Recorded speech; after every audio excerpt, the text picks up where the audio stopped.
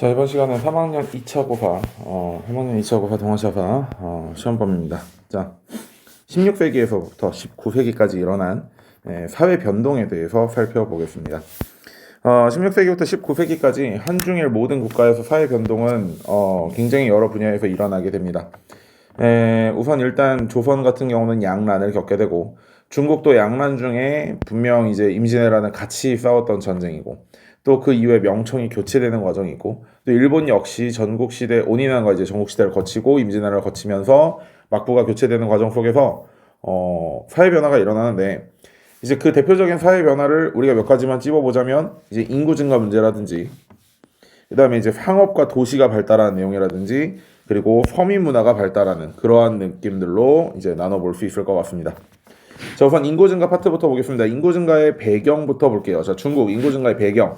자, 경지 면적이 늘어나는데, 경지 면적이라는 것은 농사를 짓는 땅의 면적이 늘어난다는 것이죠. 양쯔강의 중류와 상류가 개발되기 시작합니다. 물론 이제 양쯔강의 중류와 상류가 개발되는 건 여러 가지 이유가 있지만, 이 당시는 지금 일단 인구 증가의 배경만을 보는 거기 때문에 지금까지 농사를 지을 수 없었던 양쯔강의 중류와 상류를 개발해서 뭐 예를 들어 계단식논을 만든다든지, 또는 이제 물을 막을 수 있는 제방을 쌓는다든지, 그런 과정 속에서 개발이 되고, 그래서 중류는 명나라 시대 때, 그 다음에 상류는 청나라 시대 때, 좀 더 확대시켜 볼까요? 중류는 명나라 때, 상류는 청나라 때 개발이 되면서, 예전에는 양쯔강 하류가 풍년이 들면 천하가 족하다라는 말이었던 소호풍 천하족이 있었다면, 명나라 때는 이제 호광풍 천하족이라든지, 청나라 때는 사천이 평안한다면 모든 백성, 모든 중국의 시민들이 먹음에 부족함이 없다, 이런 이야기들이 나오게 됩니다. 송나라 때는 하류였죠. 자, 그다음에 이거 뭐야? 구황 정책? 미안해. 구황작물이죠. 구황작물이 들어오게 됩니다. 또 저기가 다르네.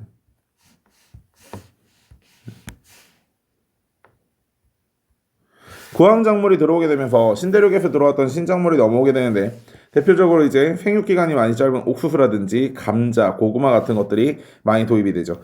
실제적으로 여러분들이 보고 있는 프린트가 조금 다를 수 있는데요, 없는 부분들은 추가해서 넣으시고 그렇게 쫓아오시면 될 것 같습니다. 자, 농업기술은 집약농법이 발달하게 됩니다. 비슷한 작물들끼리 모아서 짓는 집약농법이 발달하게 되고, 의학서적, 본초강목이라는 단방약 중심의 의학서적이 발달을 하는데요. 이제 아무것도 모르는 무지랭이 백성들조차도 어디가 아프면 A를 먹고 어디가 아프면 B를 먹어라, 이런 식의 간단한 단방 처방이 들어있는 그런 서적입니다. 본초강목. 자, 그 다음에 그래프를 좀 더 살펴보면요, 요게 1650년부터 1750년까지 요 기간 동안에 중국의 인구가 급속도로 늘어나고 있습니다. 자, 이거를 이제 고등학교 교육과정에서는 지정은제, 그 다음에 좀 더 전공 분야로 넘어가게 되면 성세자생인정이라고 해가지고 더 이상의 이제 인정, 즉 정세를 걷지 않는 시대가 오게 됩니다. 정세를 걷지 않아서 실제 인구도 늘어나겠죠. 왜? 구황작물이나 경지면적이 증가했으니까. 그 다음에 의학도 발전하게 되고 유아사망률이 낮아지겠죠. 그러나 정세를 더 이상 내지 않아도 되는 중국의 이민들이 자신이 낳았던 자식들을 전부 호적에 등록시키면서 실제 인구 플러스 등록 인구도 굉장히 늘어나면서 이 시기부터 급속적인 인구 성장을 보여주게 되는 것입니다. 그러나 문제점은 아무리 경지가 늘어난다 한들 인구 역시 늘어나게 되고, 한 사람당 지을 수 있는 농지의 면적이 또 같이 늘어나기 때문에 경지가 굉장히 부족해지죠. 그 과정에서 인구 이동이 일어나고, 인구 이동 과정에서 이주민과 현지인들 사이에서 싸움이 일어나게 되는데, 이런 것을 이제 개투라고 이야기합니다. 그래서 또 일부 중국인들은 당시 이제 동남아시아까지 진출을 해서 이때도 이제 화교가 한번 크게 늘어나는 계기가 되겠죠. 화교는 당나라 시대부터도 많이 있었습니다. 당나라 시대나 원나라 시대, 즉 국제적인 어떤 마인드를 가지고 있었던 그런 중국 왕조 시기에는 많이 늘어나요. 자, 그리고 두 번째는 이제 환경이 파괴된다는 거죠.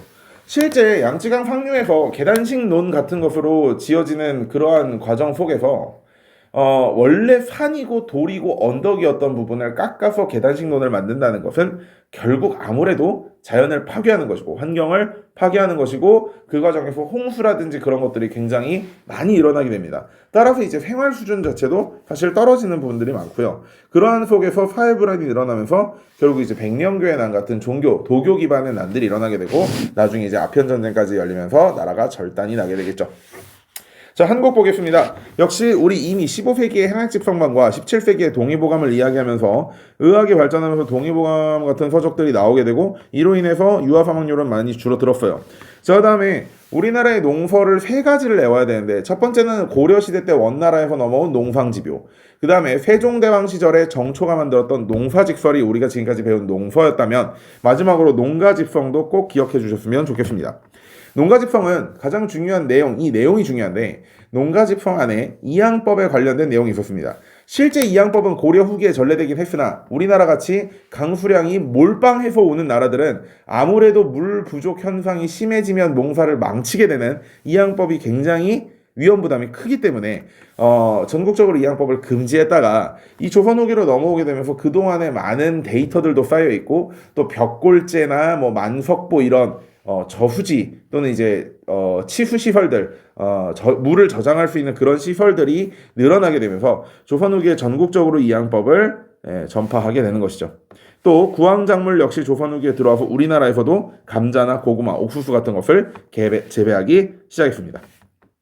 일본은 도요토미 히데요시의 토지조사 이후에 이제 그 영주들이 자신의 세력을 늘리기 위해서 이제 황무지라든지 그러한 농사를 지을 수 없는 땅을 개간하는 작업이 굉장히 활발해졌고 에도幕府에 넘어와서도 이제 개간한 땅에서의 어떤 수확의 산출의 어떤 세금 건능 그런 것들을 이제 보장해주는 과정 속에서 영주를 중심으로 다이묘들을 중심으로 개간 산업이 굉장히 발달했습니다. 따라서 이제 토지가 증가하고 식량이 증가하고 인구가 증가하는 그러한 현상들이 나타나게 되는 것이죠.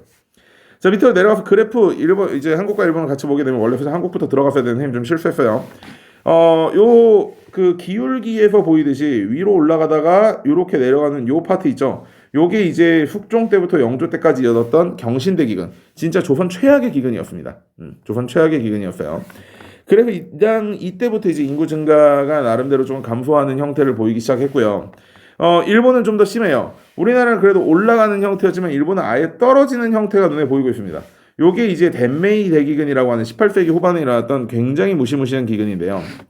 요거의 어떤 문제점을 좀 더 보자면 아까 말했듯이 개간을 통해서 이것도 실패했네.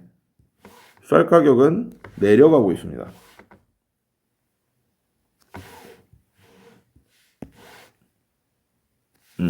자, 다시 볼게요.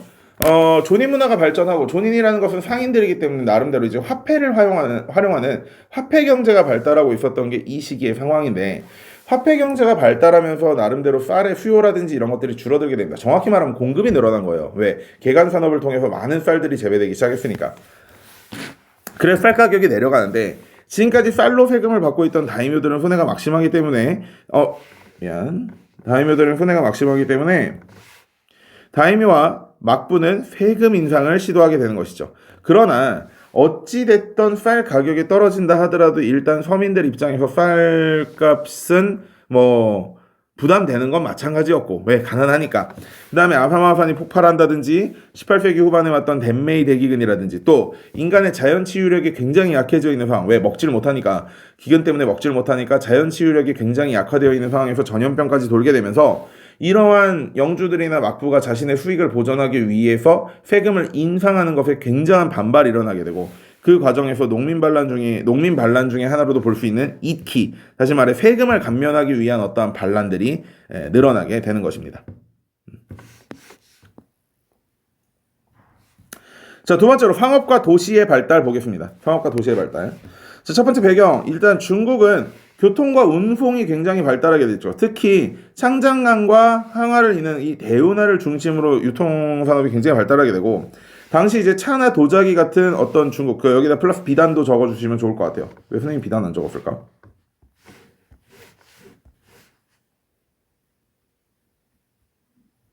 네, 차나 도자기, 비단 같은 것들이 유럽에 굉장히 수출되기 시작했습니다.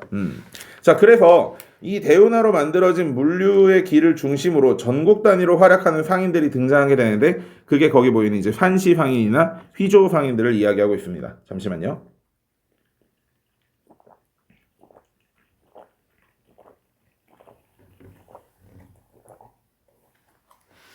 목말라서.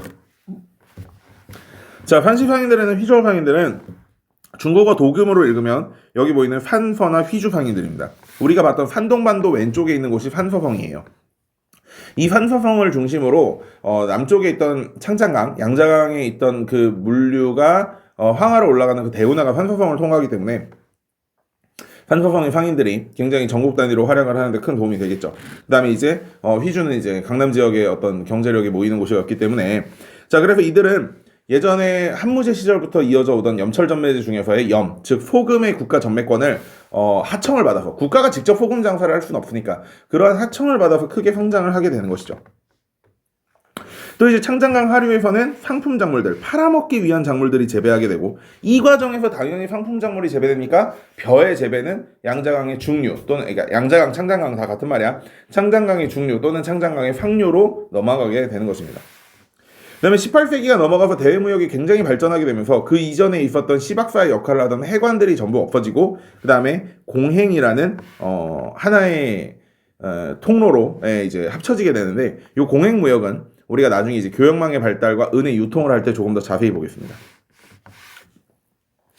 자, 그 다음에 중소규모의 시장 도시가 발달을 하게 되는데, 요 시진이라는 것이 등장하기 시작하고 업종별로 굉장히 전문화가 됩니다.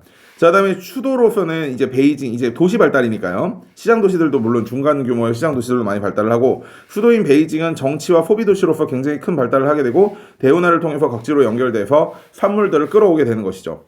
그다음에 창장강 하류에 있는 항저우라든지 수저우, 소주 같은 국가들이, 소주 같은 도시에서 뭐 수공업이라든지 유통, 소비 이런 부분들, 또 이제 뭐 항주나 수저우는 각각 이제 소금이라든지 뭐 비단이라든지 이런 걸로 또 유명했던 그 도시들이고요. 그 다음에 대외무역을 담당했던, 아까 이 공행이 있었던 광저우 역시 크게 발달하게 됩니다. 한국의 그 상업과 도시 발달을 보면, 한국은 우선 17세기 광해군 시절부터 시작해서 대동법이 도입되기 시작하면서 공인이 등장을 하게 됩니다. 대동법은 뭐라고 했죠? 그렇죠. 어디서든지 구할 수 있는 것들, 쌀, 포, 동전 이런 것들로 세금을, 특산물을 대신 내게 하는 거였기 때문에 특산물을 대규모로 구입해야 될 필요성이 있는 국가에서는 공인이라는 하청 상인들을 활용을 해서 대규모의 그 특산물들을 구매하기 시작합니다. 그 과정에서 상품화폐 경제가 굉장히 발달하게 되고, 이 당시 이제 상평통보가 전국적으로 확대되는 계기가 생기게 되죠. 그 과정에 상업도 발달하게 되고요. 상업 발달 또 보면 정기시와 오일장이 전국 단위로 생기게 되고, 18세기 중년만 해도 우리 지금 순창에 있는 오일장 같이 전국 천여 곳에 장터가 생깁니다. 그리고 이 장터들을 연결하는 유통은 보부상, 메밀꽃 필무렵에 나오는 그러한 케이스들을 통해서 전국의 장시가 연결되기 시작하고요. 또 이 당시에 이제 사설 상인들도 굉장히 많이 등장을 했는데, 예를 들어서 경기도와 강원도에서 남한강, 북한강 수계를 중심으로 활약을 하는, 그러니까 강을 이용한 물류 운송으로 활약을 하는 경강상인이라든지, 또는 개성에서 청과 일 사이의 무역을, 중개무역을 담당했던 송상이라든지, 송상은 개성을 이야기하는 거고, 개성의 옛날 이름이 송악, 왕건 시절의 옛날 이름, 고려시대 때 옛날 이름이 송악이었기 때문에 송이라는 말을 씁니다. 그 다음에 일본의 무역을 전담하는 동래의 내상이라든지, 또 청나라의 무역을 전담하는 의주의 만상이라든지 이런 사상들이 등장을 합니다. 도시 발달은 아무래도 우리나라는 중국이나 일본처럼 100만 단위의 도시가 나오진 않았어요. 왜냐면 한양이 가장 잘 나갈 때도 인구는 한 30만 정도였다고 하니까.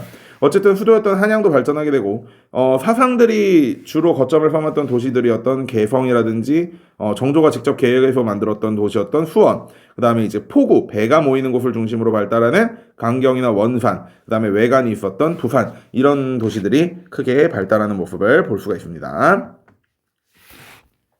자, 오른쪽으로 넘어가서 일본은 당시 이제 막번 체제라는 것이 들어오게 되면서요. 배경 막번 체제라는 게 들어오게 되면서 산킨 고타이제가 실시가 되는데, 이 산킨 고타이제를 하는 중에 다이묘들은 많은 돈을 쓰게 되고, 또 왔다리 갔다리 하면서 어떤 그 다이묘의 세력이 약해지는 반면에, 그 중앙 집권이 되고 다이묘의 권력과 세력이 약해지는 반면에, 반대로 이들이 이동했었던 가도, 교통로였던 뭐 오가도, 이런 해로, 이런 것들이 또 이제 발전을 하게 되고, 이들이 묶었던 숙박, 선생님이 뭐 이제 료칸 뭐 이런 이야기를 하면서 설명해 줬었던 그런 숙박업도 굉장히 발달을 하게 됩니다. 그 과정에서 이제 그들에게 어떤 편의나 이런 것들을 제공했던 상인 공인 계층이었던 존인들이 발달하게 돼요. 정확히 얘기하면 상인들입니다. 공인도 상위보다는 약간 신분이 위쪽에 있으니까요. 이들이 이제 동업조합을 결성하기도 하고 요건 이제 개정교육 과정에서 추가된 내용인데 우리 이쪽에서 사상들 배우고 그 다음에 또 여기서는 뭐 이제 판서나 휘조우 상인들 같이 이런 그 전국 단위 상인들을 배웠던 것처럼 일본에서 전국적으로 활동했던 이제 오미 상인들 같은 사람들도 교과서에서 일부 등장하고 있습니다. 그래서 이제 도시 같은 경우는 아무래도 무사와 존인들이 살고 있던 조카마치가 굉장히 증가하고 성장하게 되고요. 에도, 수도였던 그 막부가 있었던 에도라든지 또는 이제 쌀로 유명했던 오사카 또는 이제 견직업 비단으로 유명했던 교토 그 다음에 외국 상인들과 대지마가 있었던 나가사키 이런 도시들이 발전하는 모습을 볼 수 있을 것 같습니다. 자 마지막으로 서민문화 의식의 발달인데요. 서민문화 의식의 발달에서 일단 기본적으로요. 어떤 그 문화 산업이 발달하기 위해선 배가 불러야 됩니다. 여러분 아무것도 못 먹고 진짜 가난하고 하루하루 먹고 살기가 힘든 사람이 10만 원씩 내면서 뮤지컬을 보러 갈 수 있을까? 어려운 일이겠죠. 그래서 항상 배경에는 교육과 경제력이 상승한다는 게 필요합니다. 왜냐면 우리가 글을 모르는데 소설책을 읽을 수 있을까요? 영어를 모르는데 오페라를 알아들을 수 있습니까? 그렇기 때문에 일단 배가 부르고 교육의 수준도 어느 정도 돼야 서민들의 문화가 또는 그 계층의 문화가 발달하기 시작하는 것입니다. 자 그래서 소설로서는 명나라 때를 보면 소설은 이제 명과 청을 구분해야 되는데요. 명대의 4대 기서라고 불리우는 서유기라든지 삼국지연이라든지 수호전, 금병매 같은 소설들이 등장을 하게 되고 이 서유기는 우리가 배웠던 그 당나라의 현장법사를 모티브로 해서 만들어진 소설인 거죠. 청나라에서는 홍로문 같은 연애소설이라든지 또는 유림회사 요건 이제 작년부터 출제율이 굉장히 올라가고 있는데요. 유림이라는 거는 이제 유교를 공부하는 학자들이죠. 이 유교를 공부하는 학자들의 바깥 이야기 그러니까 이제 잘 되지 않은 사람들의 이야기였기 때문에 당시 이제 청나라에서의 과거에 실패한 사람들의 어떤 어두운 면을 볼 수 있는 소설입니다. 약간 풍자적인 성격도 가지고 있어요. 그 다음에 공연은 청나라 시대 이제 베이징에서는 경극, 이제 요걸 이제 베이징 오페라 이런 말로 얘기를 하기도 하는데 베이징에서는 경극이, 그 다음에 지방에서는 지방희라고 해가지고 토속이 그 지역의 음악을 쓰면서 약간 통속적인 사랑 이런 것들을 다루는 어떤 그러한 가사들을 활용하는 지방희라는 것들이 2015 개정교육과정에서 추가된 내용이고요. 또 이제 풍속화라든지 연화, 그러니까 약간 중국집 가면 있는 그 왜 약간 그 중국틱한 그림들 있잖아요. 그런 것들이 이제 크게 발달을 하게 되고 회관 문화라고 해가지고 당시 이제 아무래도 이주민 세력이 굉장히 많았었으니까 내 원래 고향은 예컨대 뭐 베이징인데 베이징이라고 하면 안 되겠다. 이제 양자강을 한번 따라가 볼게요. 원래 내 고향은 양자강 하류에 있던 남경인데 거기서 살기가 힘드니까 뭐 성도라든지 이런 식의 양자강 상류로 올라가게 되면서 이제 다 여기는 사천 사람들인데 이제 나만 이제 그 남경 사람이다 보니까 남경 사람들끼리 모여가지고 뭔가 이제 회를 만드는 겁니다. 사실 여기서의 회는 일단 약간 상인들의 어떤 조합을 중심이긴 한데 단순히 황인들만 있는 것은 아니고 그 고향 사람들이 모여서 고향만의 문화를 왜냐면 이제 중국은 워낙에 땅덩어리가 넓다 보니까 지역별로 문화의 차이가 굉장히 심해서 예를 들어서 이 동네는 뭐 극단적인 예야 개고기를 먹는데 이 동네는 뭐 꿩고기를 먹는다 이런 식으로 서로 간의 문화가 완전히 다르기 때문에 그러한 고향의 문화를 좀 이제 유지하고 이렇게 즐기는 그러한 동양인 커뮤니티가 생기게 되는데 그게 이제 회관 문화입니다. 우리나라로 얘기하면 호남 향후회 뭐 이런 것들이 있을 수 있겠죠. 자, 한국 보겠습니다. 한국 역시 경제력이 가장 중요하죠. 분홍도 등장하게 되고 광작을 통해서 분홍도 등장하게 되고 상인들이나 수공업 광작이 뭔지 모르면 큰일 난다. 한국사 교과서 찾아봐. 자, 그다음에 그 과정에서 돈을 벌었던 천민들이나 양인들이 신분을 구매하게 되면서 양반은 늘어나지만 중인과 상인과 천민들이 내려가게 됩니다. 그런데 이제 양반들의 어떠한 그 위상이라는 게 내려가다 보니까 옛날에는 양반들만 할 수 있었던 시사 모임들을 중인들도 시도를 하게 되는 것이고요. 그다음에 이제 전국적으로 서당이 보급되면서 이것도 이제 몰랑 양반들이 이제 백성들에게 글을 가르치면서 이제 뭐라도 벌어먹고 살기 위해서 시작된 건데 그 과정에서 이제 일반 백성들도 뭐 천자문 정도는 떼고 일반 간단한 글을 읽을 수 있는 하다못해 훈민정음이라고 뭐 그 당시 이제 비하하는 발언으로 언문이라는 표현을 썼지만 한글이라도 읽을 수 있도록 그런 초기 교육이 이루어지는 것이죠. 그래서 이제 한글 소설이 많이 등장하게 되고 김홍도나 신윤복으로 대표되는 풍속화라든지 또는 이제 작자미황의 어떤 호랑이, 나비, 닭 이런 것들을 그리는 민화 같은 것들도 등장하게 되고 판소리나 탈춤, 판대놀이 같은 우리나라 고유의 전통 서민 문화들이 발전하게 되는 계기가 됩니다. 자, 오른쪽으로 넘어가서 마지막으로 일본 보겠습니다. 일본 역시 당연히 신분제가 동요하고 있습니다. 일본의 신분제는 원래 무사, 농민, 공인, 상인 순으로 내려가지만 가장 아래 계급에 있던 산인, 즉 존인들이 상근교대제, 산킨고타이 제도를 활용하여 굉장히 크게 성장하게 되면서 신분제가 동요가 일어나고, 그리고 이제 이 존인 계급의 성장은 역시 초등교육을 맡았던 데레코야라는 이러한 단체, 이거 뭐 기관들에서도 큰 도움을 받습니다. 왜냐면 상인들은 일단 기본적으로 글을 읽고 쓸 줄 알고 숫자를 셈할 줄 알아야 되기 때문에 초기 교육이 중요하기 때문에 데레코야 같은 걸 세워서 상인들을 교육하기 시작했고, 또 당시에는 글을 아는 사람들이 많아져서 도서 대여점 같은 것들이 크게 발달하게 되는 거죠. 요 존인 문화가 조금 복잡한데요. 예를 들어 이제 뭐 인형극이라든지 연극, 가면극, 다색판화 이런 것들은 굉장히 중요하기 때문에 꼭 기억을 해두시면 좋을 것 같고요. 블라크, 뭐 가부키, 노카쿠, 우키요에 이런 것들. 이제 가부키의 대표적인 것도 뭐 주산, 주신고라 이런 것들이 있긴 한데, 뭐 요건 이제 일부 교과서에서만 나오는 거기 때문에 뭐 내용은 뭐 이런 겁니다. 뭐 자신을 지켜줬던 어떤 영주의 원수를 갚고 그 자리에서 이제 할복을 하면서 무사히 어떤 간지를 보여주는 그런 연극인 것이죠. 그다음에 이제 이 우키요에는 인상파 화가들, 요건 이제 세계사에서 많이 다루는 부분이긴 하지만 인상파 화가였던 고흐나 고갱의 영향을 많이 주는 그런 그림들입니다. 예를 들어서 뭐 그림자를 표현하지 않는다든지 강렬한 원색을 사용한다든지 그런 것들이 있겠고요. 문학으로는 이제 일본 존인들의 존인들의 삶을 다뤘던 일본 영대장이라는 소설도 이제 뭐 등장하게 되고, 그다음에 이제 와카와 하이쿠 같은 기존 이제 이미 나라나 헤이안 시대부터 있었던 그러한 그 일본 고유의 노래와 시가 성리학을 관학화하는 과정에서 반발심으로 일어났던 국학의 개념에서, 즉 우리나라의 것을 살리자라는 의미에서 다시 한번 또 이렇게 발전하고 이렇게 유행하게 되는 계기가 또 한 번 됩니다. 요 보라색으로 쓴 부분들은 1호 개정 교육 과정에서 추가된 내용들이기 때문에 여러분들이 조금 더 추가해서 살펴보면 좋을 것 같습니다. 자, 일단 여기서 16, 19세기의 사회 변동을 한번 마무리 짓고요. 그 다음에 마지막으로 2차 고사 시험범위였던 그 선교사에 대한 얘기를 마무리 짓고, 그 다음에 이제 교육망 발달과 은혜 유통으로 넘어가겠습니다. 자, 여러분 고생 많으셨습니다. 안녕.